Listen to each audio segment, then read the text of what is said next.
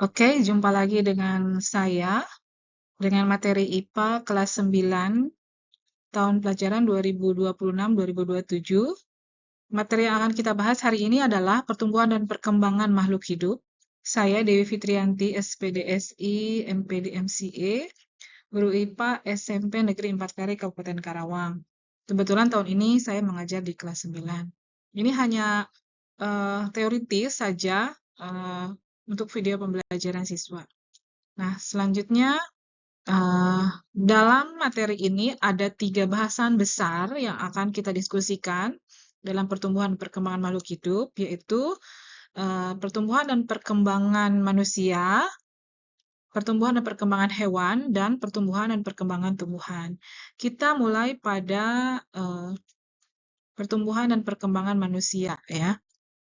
Oke, pertumbuhan dan perkembangan manusia ini kita perlu membedakan konsepnya, yaitu antara pertumbuhan dan perkembangan. Kemudian kita harus paham juga siklus hidup manusia, ya. Ini dasar sekali yang harus kita pahami. Oke, pertama yaitu tentang pertumbuhan, ya. Konsep pertumbuhan itu adalah penambahan biomasa yang bersifat tidak dapat balik atau irreversible. Nah, penambahan biomasa ini ditandai dengan penambahan berat, panjang, volume, jumlah sel, dan lain-lain. Kemudian, pertumbuhan pada makhluk hidup dapat dilihat dari perubahan ukurannya. Oleh karena itu, pertumbuhan dapat dinyatakan dalam ukuran panjang maupun berat.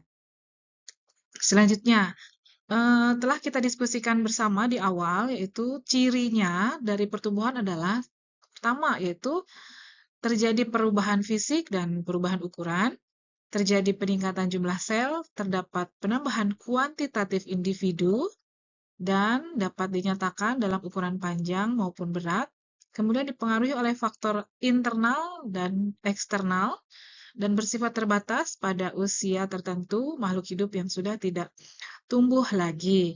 Tadi di kelas ada pertanyaan dari keenam ciri ini, mana yang belum dipahami, dan di kelas telah didiskusikan nomor 6 ya, bersifat terbatas itu maksudnya adalah ketika satu fase pertumbuhan itu diblok oleh fungsi sistem lain. Misalnya kita tidak tambah tinggi lagi karena fokus untuk pertambahan sel yang lain gitu ya. Jadi bukan tidak tumbuh lagi, tapi memang dibatasi oleh sistem yang lain begitu. Kemudian dipengaruhi juga oleh faktor internal dan eksternal. Kalau internal ini itu dari dalam tubuh sendiri ya, yaitu gen dan hormon. Kemudian yang eksternal dari luar tubuh individu itu sendiri, misalnya makanan ya, sifat, aktivitas, sinar matahari, kemudian suhu, itu juga sangat berpengaruh. Selanjutnya tentang perkembangan. Nah, konsep perkembangan itu berbeda dengan pertumbuhan. Nah, perkembangan itu lebih kepada perubahan struktur dan fungsi yang bersifat spesifik. Perubahan struktur dan fungsi tersebut menyebabkan bagian-bagian penyusun tubuh bertambah lengkap, sempurna, dan kompleks.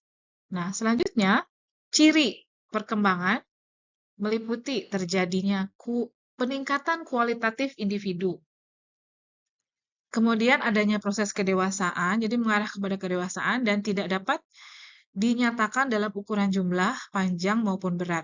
Dan ini bersifat sistematis, sistem ya, kemudian karena terkait sistem beberapa sistem yang bekerja begitu dalam tubuh kita, kemudian progresif dan berkesinambungan. Nah, faktor yang mempengaruhi pertumbuhan dan perkembangan hewan dan manusia ada tadi ya, sudah kita bahas sedikit. Faktor internal, yaitu gen dan hormon. Gen ini diturunkan dari dua induk sel sperma dan sel telur ketika fertilisasi terjadi di tubuh falopi di tubuh wanita. Kemudian faktor eksternal yaitu makanan, sinar matahari, aktivitas fisik, dan suhu. Selanjutnya, pertumbuhan dan perkembangan, nah ini bisa dibedakan ya, dapat dibaca di sini. Akhirnya kita dapat bisa membedakan pertumbuhan dan perkembangan itu seperti apa, apakah dari segi kuantitatif atau kualitatifnya. Oke, selanjut. Nah, siklus hidup manusia itu ada 4 tahap ya. Pertama dari bayi, kemudian anak-anak, remaja, dan dewasa. Nah, ini dapat kita baca ya. Bayi itu umurnya dari 0 sampai 12 bulan, kemudian anak-anak dan ada remaja juga dewasa. Ya, kita diskusikan nanti di kelas. Nah, sekarang kita bahas dulu tahap perkembangan bayi 0 sampai 12 bulan. Nah, ini diawali dari proses fertilisasi yang sudah kita bahas sebelumnya. Sel telur dan sel sperma bertemu di tuba Fallopi di tubuh wanita dan berubah menjadi zigot. Nah, zigot ini akan membelah terus-menerus melalui pembelahan mitosis sampai fase morula ya. Setelah morula, nah fase morula ini terjadi penambahan jumlah sel tanpa penambahan massa sel sampai terbentuk rongga dan masuk pada fase blastula. Kemudian fase blastula ini sel-selnya disebut blastosis. Nah, kemudian lanjut kepada fase gastrula dan embrio sampai umur 8 minggu berkembang menjadi fetus atau janin, maka dimulailah pembentukan organ-organ tubuh, terus perkembangan hingga dilahirkan menjadi bayi. Nah, ini gambar motorik kasar ya, dapat dilihat di sini lebih jelas nanti kita diskusikan lagi di kelas. Kemudian anak-anak perkembangan motorik kasar pada anak umur 3 sampai 5 tahun. Ini infografisnya dapat kita baca di sini. Masa anak-anak itu dimulai usia 2 tahun, akan bertambah besar dan tinggi, kemudian kemampuan motorik dan koordinasinya berkembang, rasa ingin tahu yang tinggi, dan kemampuan mental berkembang juga, kemampuan berbahasanya sangat meningkat drastis. Nah, kemudian pubertas atau remaja, ini adalah fase yang paling sulit buat anak-anak karena banyak perubahan yang terjadi dan dalam tubuh, baik fisik maupun mental. Dan ini setelah saya masuk ke kelas, beberapa kelas, dan mereka menyadari itu gitu ya, menyadari perubahan itu dan sangat drastis gitu perubahannya ya. Nah, remaja ini adalah fase pertumbuhan dari anak-anak menuju dewasa. Nah, pubertas itu dimulai sejak anak-anak usia 9 sampai 15 tahun. Pubertas ini ditandai dengan perubahan perkembangan seksual berupa aktifnya hormon-hormon reproduksi, artinya seorang remaja mampu melakukan reproduksi. Hormon reproduksi wanita itu ada estrogen, progesteron, cirinya adalah memperlihatkan perkembangan seksual sekunder dengan dimulainya periode menstruasi. Kemudian hormon reproduksi pria, testosteron, yaitu memicu pertumbuhan seksual sekunder dan produksi sperma.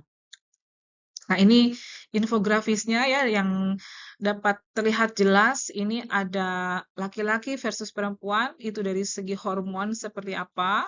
Ini adalah hormon, kemudian yang tengah ini adalah organ reproduksi bagian luar, kemudian yang bawah adalah organ reproduksi bagian dalam. Ini yang biru adalah yang laki-laki dan ini yang perempuan. Untuk yang laki-laki, hormonnya adalah testosteron, yaitu memberi tanda seks sekunder laki-laki seperti laring membesar, pita suara memanjang dan menebal, kemudian suaranya agak berat gitu ya. Terus yang nomor 2, nah ini pada bahu ya, ini di grafisnya ada bahu, bahunya melebar, ototnya membesar. Kemudian yang nomor 3, penis memanjang dan melebar, juga ada skrotum dan berlipat-lipat gitu ya. Kemudian ada hormon, oh bukan, organ reproduksi luar. Di sini ada sesuai gambar ya. Ada testis, sorry, bagian luar dan dalam bisa dibaca di sini ya semuanya dan sangat jelas. Termasuk juga yang perempuan, ada hormon estrogen ini mempengaruhi karakter seks sekunder perempuan seperti misalnya pembesaran payudara, uterus, dan vagina. Kemudian bahu lebih sempit, panggu lebih lebar, kemudian paha agak menyatu gitu ya, jadi lebih pendek gitu langkahnya. Kemudian penimbunan lemak pada payudara dan di bokong. Selanjutnya ini adalah organ reproduksi bagian luar dan bagian dalam. Bisa diperhatikan di sini.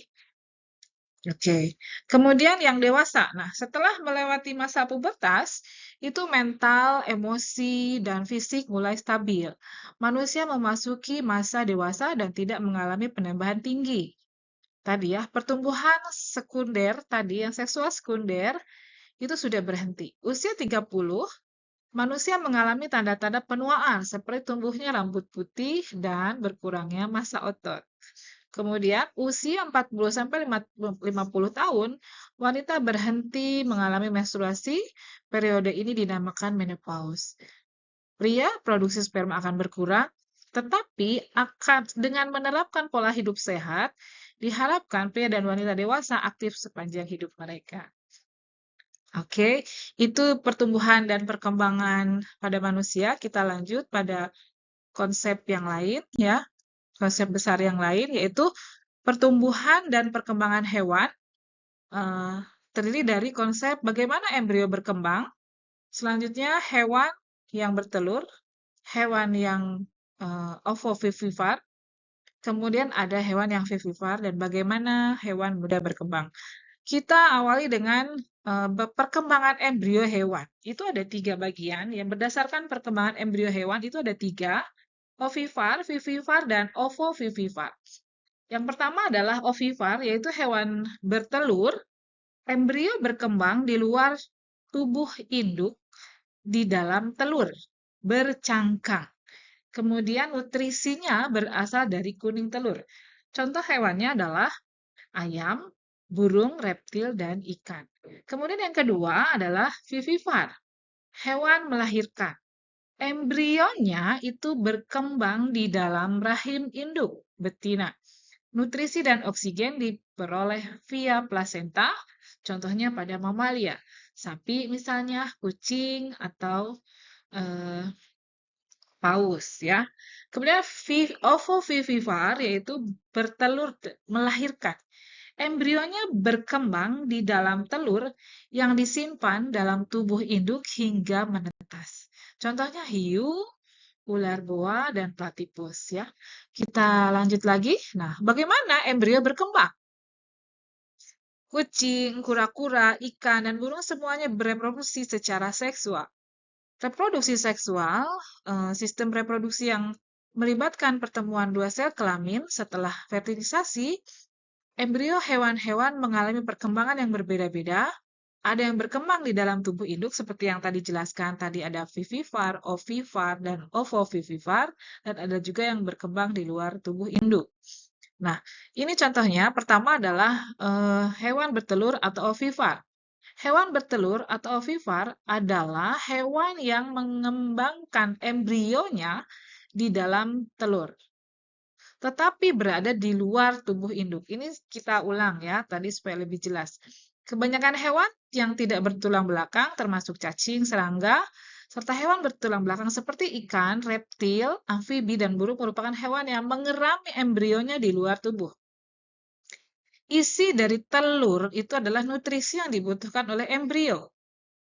Kemudian telur hewan bervertebrata di darat seperti reptil dan burung memiliki struktur telur yang disebut amniotik. Nanti kita bongkar telur ya.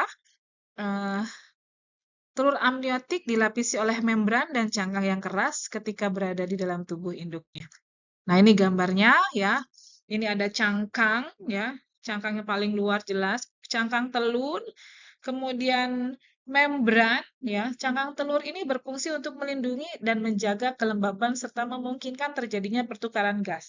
Jadi cangkang telur itu sangat berguna gitu ya. Kemudian membran berfungsi melindungi bagian dalam telur. Albumin atau putih telur berfungsi sebagai tempat terjadinya pertukaran gas antara oksigen dengan karbon dioksida di dalam telur. Kuning telur berfungsi memberikan suplai makanan kepada embrio. Kemudian cairan amnion berguna untuk bantalan embrio dan sebagai penjaga kelembaban. Allantois ini berguna untuk menyimpan kotoran dari embrio. Ini infografisnya dari telur ya. Selanjutnya ini, nah ini telur embrio ayam ya.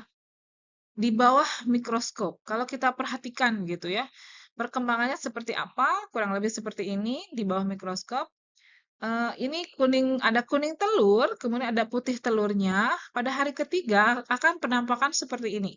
Di sini ada, di dalam kuning telur itu ada yang putih ya, kecil. Nah, itu adalah calon, itulah embrio ayam.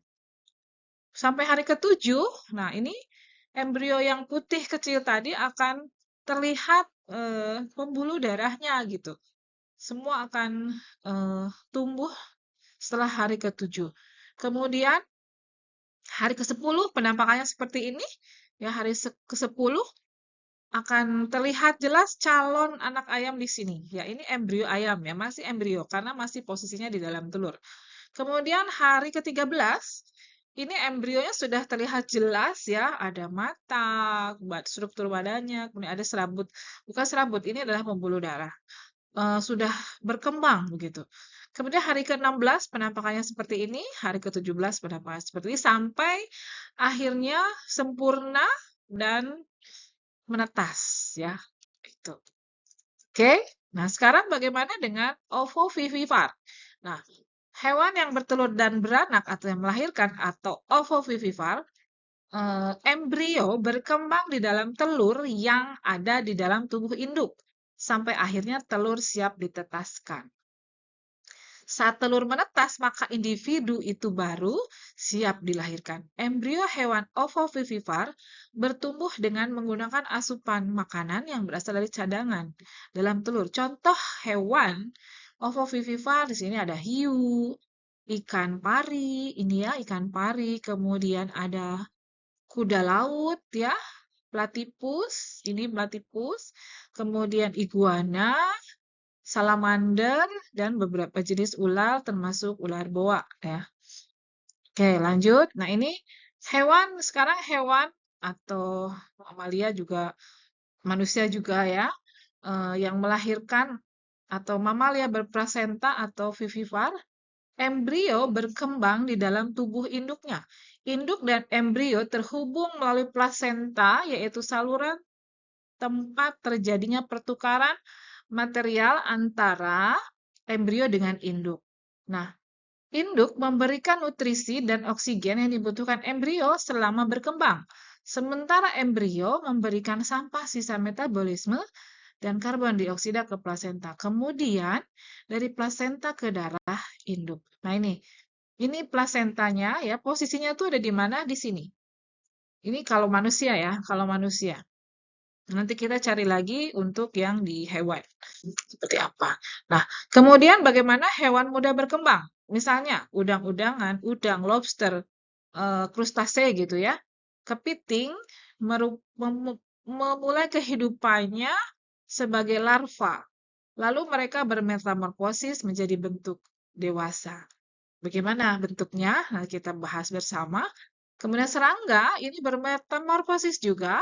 Ada dua jenis metamorfosis. Metamorfosis sempurna dan metamorfosis tidak sempurna. Metamorfosis sempurna terjadi 4 fase. Fase telur, larva. Fase larva ini bertujuan mencari makanan sebanyak-banyaknya untuk bertumbuh. Pupa adalah fase berpuasa, waktu ketika serangga membentuk struktur tubuhnya seperti sayap, kemudian antena dan kaki-kaki, dan imago atau dewasa. Kemudian, metamorfosis tidak sempurna terjadi pada serangga yang bentuk tubuhnya di fase muda terlihat mirip fase dewasanya. Hanya bagian tertentu yang berubah atau berkembang dan tidak memiliki fase pupa. Hanya ada 3 fase, yaitu telur, nimfa, dan dewasa. Lalu bagaimana dengan amfibi? Oh, ini masih krustase ya. Ini dicontohkan siklus hidup dari lobster ya. Ini fase telur. Telur dibawa oleh lobster dewasa. Ini telurnya. Telur menetas pada hari sampai tingkat ke-1 itu hari ke-10 ukurannya masih sangat kecil yaitu 8 mm. Kemudian ada 9 mm tingkat kedua hari ke-11 sampai hari ke-15 sampai akhirnya ini ukurannya berubah terus ya sampai tapi tidak berubah begitu bentuknya dari kecil sampai dewasa itu lobster ya. Bentuknya bentuk lobster strukturnya. Kemudian ini metamorfosis ya. Saya akan menjelaskan metamorfosis. Apa perbedaannya antara holometabola dan hemimetabola? Holometabola itu adalah metamorfosis sempurna dan ini adalah hemimetabola adalah metamorfosis tidak sempurna. Kita bandingkan gambar ini, apakah perbedaannya? Baik. Nah, ini keduanya diawali dengan telur. Kemudian pada holometabola, telur akan menetas menjadi larva. Kemudian larva ini akan kemudian berubah menjadi pupa atau kepompong, kemudian setelah terjadi kepompong, di sini akan berubah menjadi tumbuh berkembang menjadi dewasa, kupu-kupu dewasa. Ini sama-sama serangga ya. Tapi yang kedua, yang hemimetabola itu diawali dengan telur menetas menjadi nimfa. Nimfa muda, nimfa tua, kemudian menjadi dewasa. Apa perbedaannya? Ya, perbedaannya di hemimetabola ini tidak ada fase larva dan tidak ada fase pupa. Ya, jadi langsung gitu ya. Ini yang disebut dengan metamorfosis tidak sempurna. Bisa dipahami ya, teman-teman? Baik, selanjutnya. Nah, ini ya, saya buatkan narasinya seperti ini. Jadi bisa dibedakan antara metamorfosis sempurna atau holometabola dan metamorfosis tidak sempurna atau hemimetabola. Nah, kalau holometabola adalah perubahan bentuk tubuh hewan yang mengalami fase pupa atau kepompong, di mana bentuk larva sangat berbeda dengan tahap dewasanya. Contohnya pada kupu-kupu, nyamuk, lalat, dan katak. Ya. Kemudian, untuk metamorfosis tidak sempurna, perubahan bentuk tubuh hewan tanpa melalui tahapan pupa, bentuk muda nimfa, secara umum mirip bentuk dewasanya. Jadi telur nimfa langsung ke imago atau dewasa. Contohnya pada belalang, kecoa, jangkrik, dan capung ya, capung. Oke, ini sekarang kita ke amfibi. Kehidupan pertama, salah satunya adalah katak, ada di air ya. Proses fertilisasi terjadi di air, menetas lalu menjadi berudu, dan mulai berenang serta menggunakan insangnya untuk proses pernafasan. Perubahan berudu menjadi bentuk katak dewasa merupakan metamorfosis sempurna yang tadi ya. Nah, ini gambarnya. Di sini dari telur menjadi dewasa itu terjadi dalam 14 minggu. Ini katak dewasa ya. Ini ada fase-fasenya, kamu bisa screen code di sini ya, ada barcode di sini nanti kita bisa pelajari. Diawali dengan telur ya. Telur itu akan menetas menjadi berudu ya. Berudu, kemudian selanjutnya akan tumbuh kaki belakang ya, kaki belakang. Seiring dengan itu ekor berudu akan menyusut ya, lebih pendek begitu, bukan putus tapi menyusut karena pertumbuhan diarahkan kepada kaki belakang. Kemudian selanjutnya akan tumbuh lagi ya kaki depan 2 ya dan ekornya semakin memendek. Selanjutnya terjadilah katak muda, ini ekor sudah menyusut ya dan selesai begitu. Sampai kepada katak dewasa akhirnya dia pindah dari air ke darat. Begitu ya. Nah, ini siklus hidupnya bisa dilihat sangat jelas di sini. Ya, kita perhatikan dan kita bisa baca bersama baik-baik ya. Pertama dari telur, kemudian ini ada berudu, tumbuh kaki belakang, kemudian tumbuh kaki depan dan perubahan bentuk tubuh ya. Kemudian menghilangkan ekor, kemudian ada tahap dewasa. Ini tahapannya harus runtut gitu ya. Makanya disebut dengan metamorfosis sempurna. Kemudian pertumbuhan dan perkembangan pada tumbuhan. Konsepnya itu bagaimana biji menjadi tumbuhan, pertumbuhan dan perkembangan primer, dan pertumbuhan dan perkembangan sekunder, dan faktor-faktor yang mempengaruhi pertumbuhan dan perkembangan. Selanjutnya di sini ada pertumbuhan sekunder, tumbuhan, ada primer dan sekunder ya. Pertumbuhan primer, pembelahan sel pada meristem apikal, yaitu terjadi pada akar dan ujung batang yang menyebabkan tumbuhan bertambah tinggi dan akar bertambah panjang. Selanjutnya, pertumbuhan sekunder, pembelahan sel pada meristem lateral atau kambium yang menyebabkan batang bertambah tebal, lebar, dan membentuk lingkaran tahun pada dikotil. Nah, ini ya, faktor internal tumbuhan ada gen, hormon pemicu, auksin, giberelin, dan sitokinin. Kemudian faktor penghambatnya ada asam absisat dan gen gas etilen. Kemudian ada faktor eksternal tumbuhan, yaitu ada cahaya dan suhu, air dan kelembaban, juga nutrisi tanah. Selanjutnya, oke, ada pertanyaan? Baik, terima kasih atas perhatiannya. Mari kita lanjutkan ke sesi diskusi di kelas. Untuk pertanyaan yang belajar mandiri, kita bisa melihat soal-soal yang saya berikan, dan setelah mengerjakan itu bisa dikumpulkan di meja saya. Terima kasih.